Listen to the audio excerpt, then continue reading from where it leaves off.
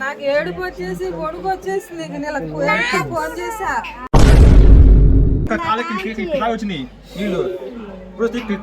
మొత్తం బీరోల బట్టలు మొత్తం తడిసిపోయినాయి. ఇప్పుడు దాన్ని ఎట్లే పట్టుకొని ఉందా వీడే. హాయ్ ఫ్రెండ్స్, గత 2 రోజులు బట్టి కురిసిన వర్షాలకు వాగులు వంకలు అన్నీ కూడా నిండిపోయి వర్షానికి చూడండి ఎంత వాటర్ అయితే వచ్చిందో మాకు. మా ఇంటికాడ చూడండి మెట్లు దాదాపు ఇంకొక మెట్టు వస్తే మా ఇంట్లోకి నీళ్ళు వస్తాయి అనమాట. ఏమన్నారు అంకులు సాయం ముందుంటాడు ఆయన అంకులు.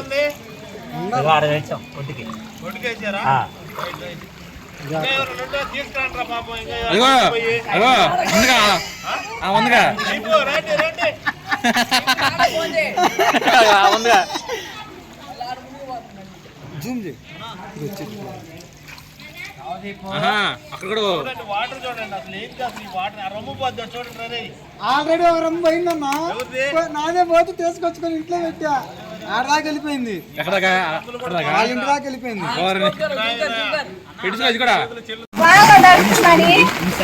ఆడా వర్షం వచ్చి చూడు జనవంతులు కొట్టుకుపోతున్నావు. నిన్న వాగులు వేయాలా, నువ్వు కూడా ఈత కొడతావు ఎట్టా నీకేం అర్థం కావట్లా. అటు చూడు ఒకసారి, వాళ్ళందరూ చూడు ఎలా కొట్టకపోతున్నారు. వెయ్యా ఆ నీళ్ళని అదిగో.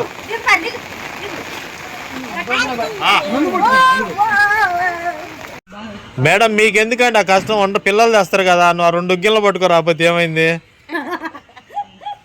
కాదండి, మగపిల్లలు తెస్తామన్నారు కదా, మళ్ళీ నిన్ను పట్టుకోవడానికి ఒక మనిషి. నీకు ఆమె సపోర్టు, ఆమె నీకు సపోర్టు. అది కాదు, 2 గిన్నెలు పట్టుకొని వస్తున్నావు. ఏదైనా ఎత్తుకొని వచ్చినా ఒక సంచాన్ని ఎత్తుకొని వచ్చి జాగ్రత్త. ఇప్పుడు మళ్ళీ మిమ్మల్ని లేపడానికి మేము రావాల్సి వచ్చింది.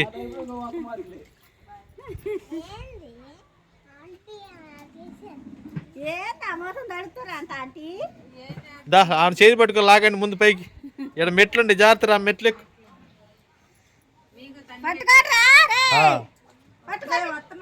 జాగ్రత్త, మెట్టు ఎక్కు, మెట్టు ఎక్కు. అది అక్కడ చూడండి సీతమ్మ గారని ఆమె అయితే చాలా ఎక్కడి నుంచి అయితే వచ్చిందనమాట. ఇక్కడ వర్షానికి ఫ్రెండ్షిప్ మూలాన్ని వచ్చి ఆమె వాటర్లో ఇరక్కపోయింది. ఆమె లాగడానికి అయితే మేము ప్రయత్నం చేస్తా ఉన్నాం అనమాట. ఒకసారి చూడండి, చెయ్యి అందించి వాళ్ళు చూడు పైకి లాగారనమాట. ఓకే ఏమండి, ఎలా ఉంది సీతమ్మ గారు? వాటర్లో దిగారుగా.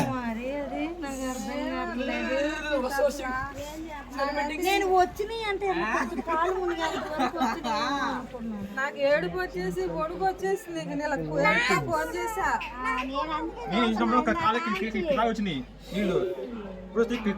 మొత్తం బీరోల బట్టలు మొత్తం తడిసిపోయినాయి. ఇప్పుడు దాన్ని ఎట్లే పట్టుకొని ఉందా వీడే. పిల్లల్ని పంపించా, ఏం తడిసిపోతున్నాయి తీసుకురాపో కుమారి.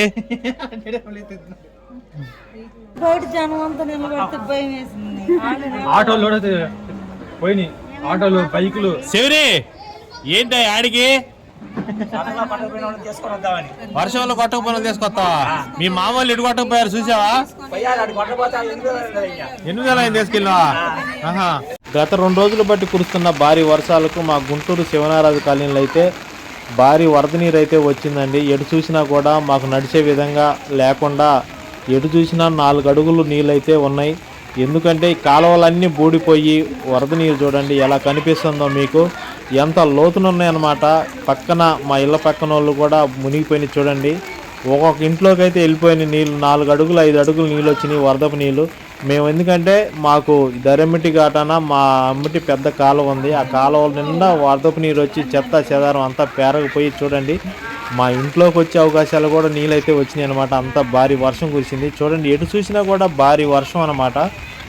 ఇది ఎన్నడూ లేని విధంగా వర్షాలు లేవు అనుకుంటా ఉంటే ఇప్పుడైతే మరీ 2 రోజులు బట్టి వర్షం అయితే మామూలుగా కురవట్లేదండి.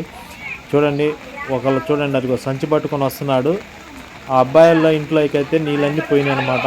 మొత్తం ఫ్రిడ్జ్, కూలరు, వాళ్ళ ఇంట్లో బట్టలు అన్నీ కూడా శుభ్రంగా పూర్తిగా తడిసిపోయినాయి. మరి వాళ్ళు చాలా ఇబ్బందులు పడుతూ ఉన్నారు. వాళ్ళ సామాన్లన్నీ కూడా మా ఇంట్లోకి అయితే చేర్చాము. మరి చూడండి ఎంత లోతునున్నాయో నీళ్ళు. ఇలా ఎందుకంటే కాలువలన్నీ కూడా ఒక్కసారిగా పైన నుంచి వాటర్ రావడంతో అది ఎవరు కూడా చేయలేమన్నమాట. ఈ వర్షానికి అలా బూడిపోయి ఉన్నాయి అన్నమాట కాలువలన్నీ కూడా.